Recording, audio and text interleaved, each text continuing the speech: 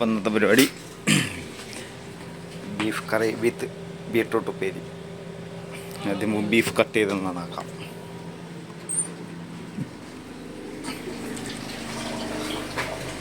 Cut ചെയ്തിട്ട് കാണാം. Cutting കഴിഞ്ഞു. കട്ട്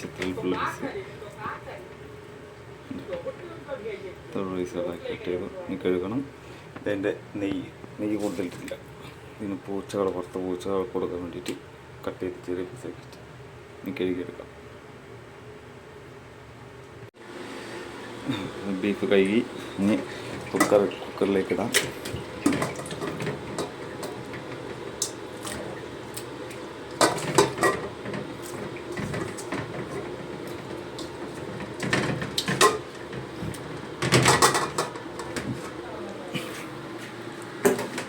കുറച്ച് മഞ്ഞപ്പൊടി,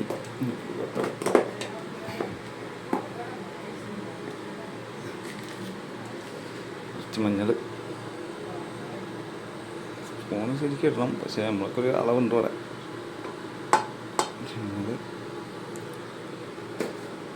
ചുപ്പ്,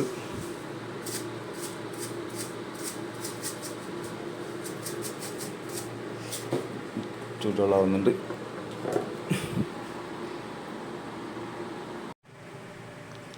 ചൂടുവെള്ളം ഒഴിച്ച് ഇന്നത്തെ സിസ്റ്റം മാറ്റണ്ടോ. നമ്മളെ നാട്ടിലൊക്കെ ഉണ്ട് 5 വിസിൽ 6 വിസിലൊക്കെയാണ്. ഇവിടെ വിസിലല്ല, ഇവിടെ ടൈമാണ്. ഏകദേശം ഒരു 20 മിനിറ്റ് വയ്ക്കണം. ഓക്കെ,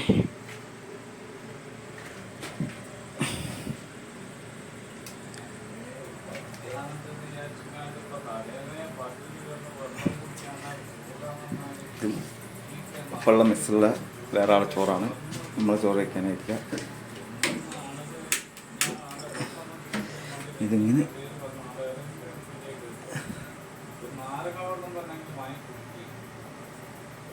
പുറത്തുള്ള വോയിസ് കേൾക്കരുത്. പ്രവാസികളുടെ റൂം ഇങ്ങനെ തന്നെയാണ്.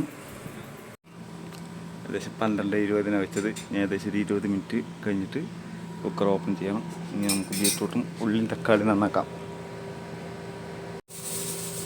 അപ്പോൾ അരിഞ്ഞ് കഴിഞ്ഞു. ഈ കഴുകാം.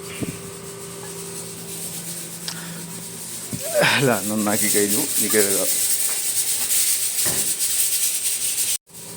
കഴുകി ഇനി പച്ചമുളക്, ഇഞ്ചി, വെളുത്തുള്ളി ചതച്ചെടുക്കാം. ഒരു പുരാതന വസ്തുവൊക്കെ സാധനമാണ്. പൊട്ടിയിട്ടുണ്ട്. അഡ്ജസ്റ്റ് ചെയ്യാൻ വേണ്ടിയിട്ട് കെട്ടിയില്ല.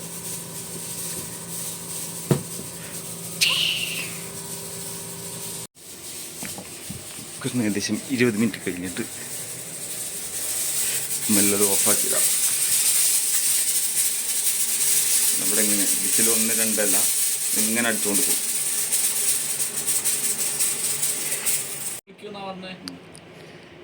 അതെ, അപ്പം അരിഞ്ഞു കഴിഞ്ഞു.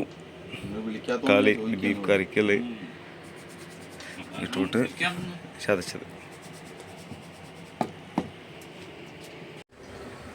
പിന്നെ ചോറിനുള്ള അരി നമ്മൾ 2 ആളാണ് കഴിക്കുന്നത്. 2 ആൾക്കുള്ള അരി. അപ്പം അരി വെച്ചു.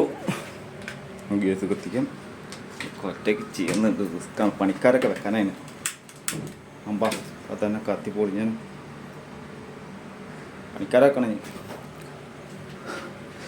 ഇത് നേരത്തെ ലൂസാക്കി വെച്ചാൽ നിങ്ങൾ വിചാരിക്കുന്നത് അത്ര സിമ്പിളാണെന്ന്. നേരത്തെ തന്നെ ലൂസാക്കി വെച്ചാൽ ലോക്ക് തിരിച്ച് ചൂടാട്ടോ വെക്കുക. ഇങ്ങനെ ഇളക്കി വെക്കുക. തോന്നുന്നുണ്ട് കണ്ടിട്ട്. അറിയണമെന്നുണ്ടെങ്കിൽ ഒരു പീസ് നല്ല എന്തും തോന്നുന്നു എടുക്കുക. ടെസ്റ്റ് ചെയ്ത് നോക്കണമല്ലോ എന്തായാലും എന്തുണ്ടോ ചെയ്യാനുള്ളത്.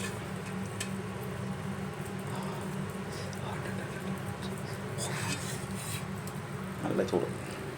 പിന്നെ ഇതിങ്ങനെ ആയില്ല. അപ്പോൾ ഇതിങ്ങനെ വയ്ക്കാം. ഇനി ഉപ്പേരിക്കുള്ള പണി നോക്കാം. ഇതിൻ്റെ ഒപ്പം തന്നെ ബീഫ് കറി ഉണ്ടാക്കാനുള്ള സെറ്റപ്പ്. ഓക്കെ, തേച്ചു. എണ്ണ എടുക്കാം. വെക്കാനും സ്ഥലമില്ല. ഇപ്പോൾ കടുക് വേണം. ഇത് ഇന്നലെ കയ്യാറായിട്ടായിരുന്നു. പൊരിക്കണം. ഇന്നത്തേക്ക് പെരിക്കുള്ള കറി കടുകുണ്ട്. ഒരു ചൂടായി കൂടി ചട്ടിയേ. ഇത് മറ്റേ സാധനം കേട്ടോ, കോട്ടിങ്ങുള്ള സാധനം. അതായത് ഇപ്പോൾ നമ്മൾ പൊരിക്കണമെന്നുണ്ടെങ്കിൽ എണ്ണ ഒഴിക്കാതെ വെക്കാമെന്നൊക്കെ അവർ പറയണത്. നടക്കും അറിയില്ല, നമ്മളിതുവരെ ട്രൈ ചെയ്ത് നോക്കിയില്ല. ചട്ടി ചൂടായതുകൊണ്ട് കുറച്ച് എണ്ണ ഒഴിക്കാം.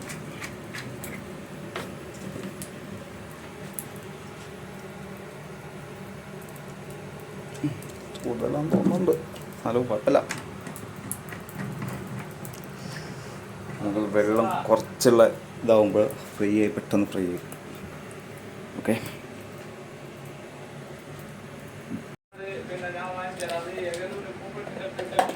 ഞങ്ങളിവിടെ നാല് പേരാണ് റൂമിൽ.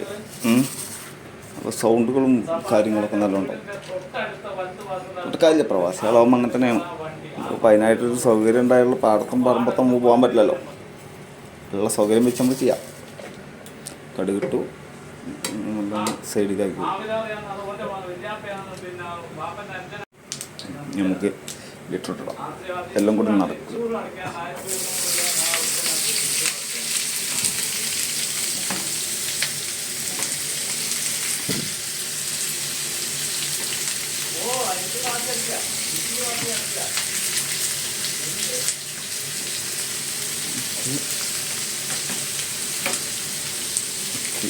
ഫ്രൈ പാനുള്ള കയ്യിലുണ്ടോ വേണ്ട, റബ്ബറിൻ്റെ നെല്ലൊന്ന് ഇറക്കി കൊടുക്കുക. മഞ്ഞപ്പൊടി ഇടണം.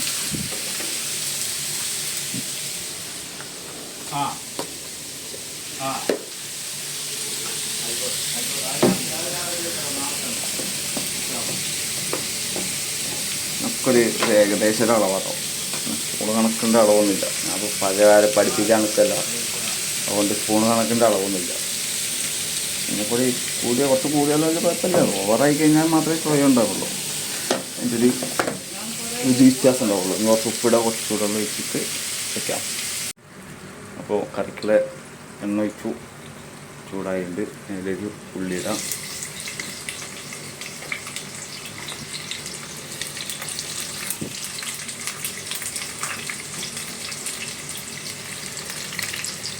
ഇതിട്ട് എല്ലാം രണ്ട് കാണും. അപ്പോൾ 2 പേർക്കുള്ള ഭക്ഷണമാണ് ഉണ്ടാക്കുന്നത്. കറിയാകുമ്പോൾ കുറച്ച് കല്ലുപ്പാലുണ്ട്. നേരത്തെ ഉപ്പ് കഴിഞ്ഞു, ഇനി കുറച്ച് കല്ലുപ്പ് പൊടിയുപ്പ് കഴിഞ്ഞു. കല്ലുപ്പ്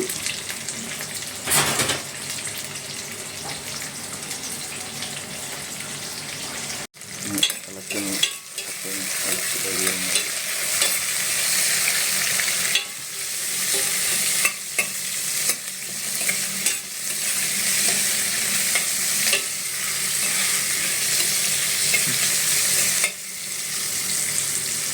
വയ്ക്കാം. ബീറ്റ്റൂട്ട് തിളച്ച് വരുന്നുണ്ട്. അരിയിലാ തിളയ്ക്കുന്നത്. ഇഞ്ചി വെളുത്തുള്ളി പച്ചമുളക് ചതച്ചിട്ടു ചെറുതായിട്ടൊന്ന് അടിപ്പിക്കാം. തിരിയാൻ പാടില്ല.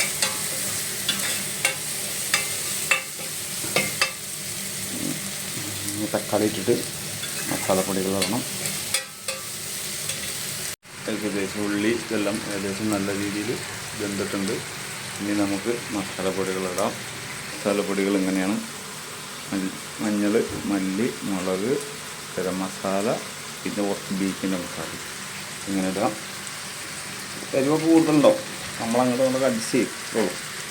വേറെ പാടുണ്ടല്ലോ, അഭിപ്രായങ്ങൾ പറയാനായിരിക്കും. 2 പേരല്ലേ ഉള്ളൂ.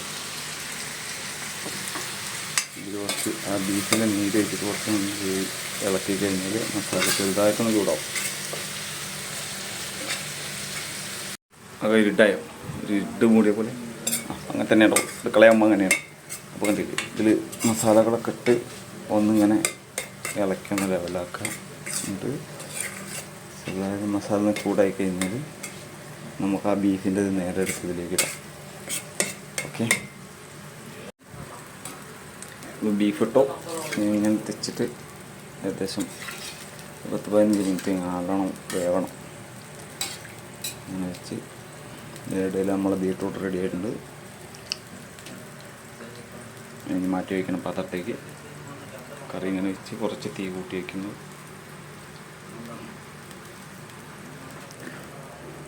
ഓക്കെ, അപ്പോൾ കഴിക്കാൻ പോവാണ്. ബീഫ് കറി റെഡി ആയിട്ടുണ്ട്, സെറ്റായിട്ടുണ്ട്. ഉപ്പേരി ബീട്രൂട്ടിൻ്റെ കുറച്ച് മഞ്ഞപ്പൊടി കൂടുതലുണ്ട്, കുഴപ്പമില്ല. ഞാൻ നേരത്തെ പറഞ്ഞിട്ടുണ്ടല്ലോ ഒരു കമ്മട്ടളവാണ്. ഇത് എൻ്റെ സ്പെഷ്യൽ. ഇതാണ് എൻ്റെ റൂംമേറ്റ് ആൻഡ് മെസ്മേറ്റ് എല്ലാം. അപ്പം ഇത് വൈദന എന്താ പറയുക, ഇതെന്താടാ വൈദന ഫ്രൈ എന്ന് പറയാൻ പറ്റില്ല, ഒന്ന് ചെറുതായിട്ടൊന്ന് വേവിച്ചു. ആ, അപ്പം ഇതാണ് അവസ്ഥ. ഈ കഴിച്ചു വരാനുണ്ട്, നല്ല രസമുണ്ട്. എൻ്റെ പേരാണ് സുമേഷ്. രതീഷ് അല്ല, രതീഷിൻ്റെ അനിയനായിട്ട് വരും സുമേഷ്.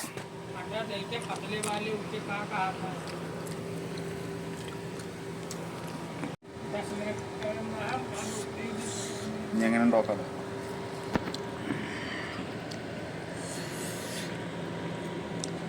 ഇന്ന് കിട്ടാനാണ് പൊട്ട.